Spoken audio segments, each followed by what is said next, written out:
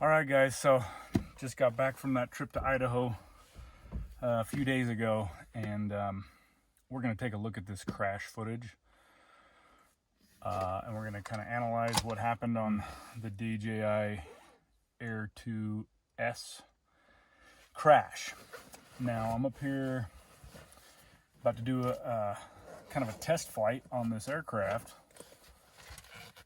because I've still got some features and functions of this drone that I have yet to explore and experiment. So we're going to do that today, but first, before we do that, we're going to take a look at the damage of what happened to this aircraft and what the damage was that was sustained. So take a look at the footage now, and man, I thought for sure that this thing was in the water and it was lost forever. I can't believe it. It was pretty, my heart sank when it hit the tree and the view went straight into the water and then spun all around. I mean, my heart dropped. I was like, oh, great. Number one, because all of my footage of that trip was still on board on the memory card, but I was certain that it was toast. I'd never see it again. So what a heartbreaker. So I could not believe it when, after what, 1.5 seconds, 2 seconds or whatever it was, when I'm looking at my phone and I could see the tree right there in the camera view. I'm like, what's happening? What's going on? And it was pretty obvious. And what was going on is, fortunately, this badass little unit right here saved itself. So that's super commendable, super remarkable. I can't believe that it did that. And what I believe happened was the wind. It was one of two things, really. The wind suddenly got a strong gust of wind that pushed it beyond what I could overcome with stick inputs. And or number two, it detected an obstacle on the far right-hand bank of the river there, and it tried to go around that.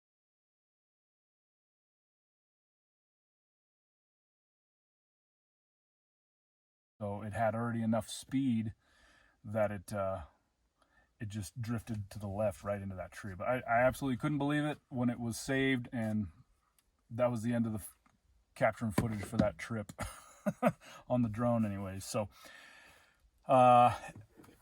if it didn't have the capability of righting itself and avoiding descending into the water, and those two things, I wouldn't be holding this drone today.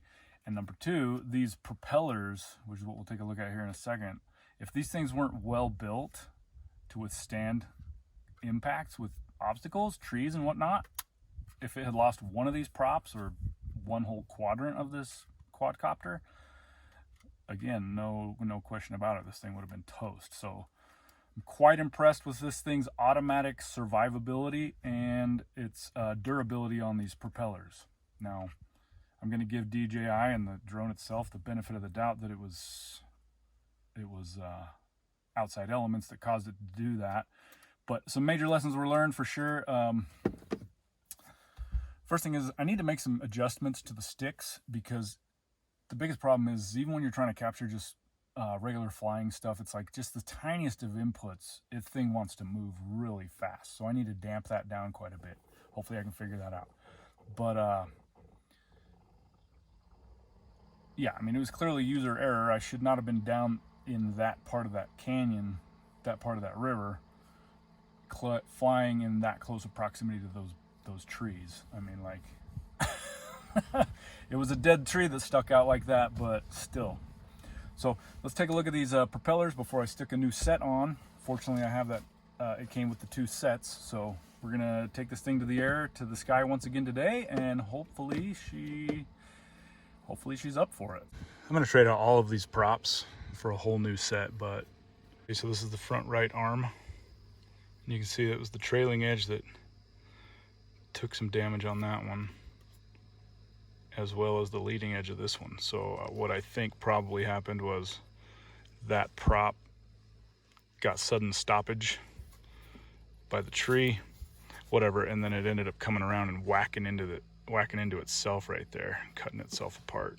That's pretty surprising that it didn't cut itself off, but pretty sturdy propellers here, to be totally honest. I mean, I am quite impressed.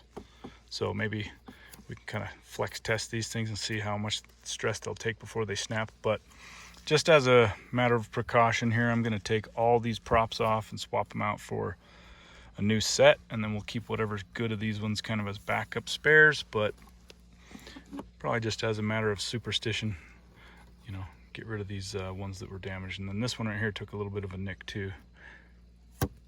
Little bastard takes a licking, that's for sure.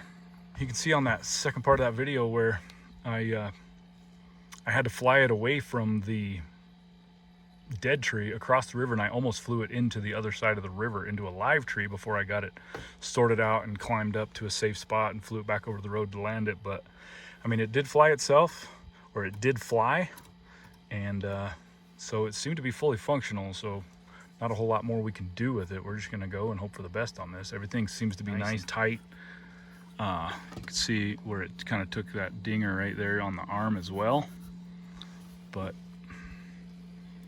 yeah, we're gonna go give it a shot. I'm gonna go try out all these other functions today. So I'm out here in the truck today instead of on the motorcycle, and we're gonna try out mainly the tracking function, because that was kind of aggravating before the whole river incident. Trying to get it to track on the motorcycle proved to be practically useless.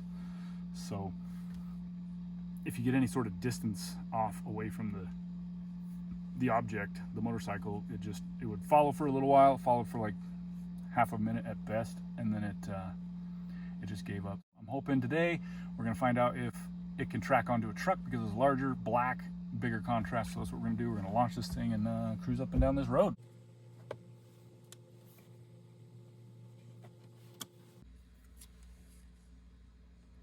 I don't know if you can see that, but that one took some damage, a little bit of scuffs along the bottom. It's probably still usable, but who knows about hairline fractures, hairline cracks.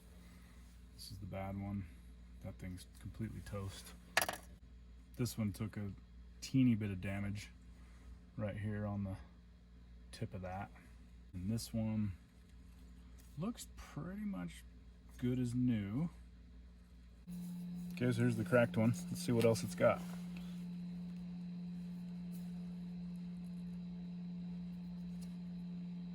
Pretty damn strong, dude. And actually somewhat flexible, really. I mean, like, it's kind of just given it'll kind of hold its form. Not super rigid. Somewhat flexible. That's quite impressive. And quite a bit thicker on that leading edge, of course, naturally. But let's see how much force it would actually take to get that thing to break. Damn, it just does not want to break. That's pretty cool. Holy shit. Really had to rip that thing off. I don't know if you're gonna be able to see that, but it took quite a bit of force. It just does not want to snap.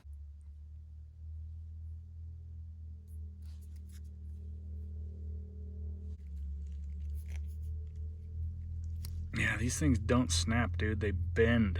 They bend and tear. That's freaking awesome. There you go. Quite a bit of force there.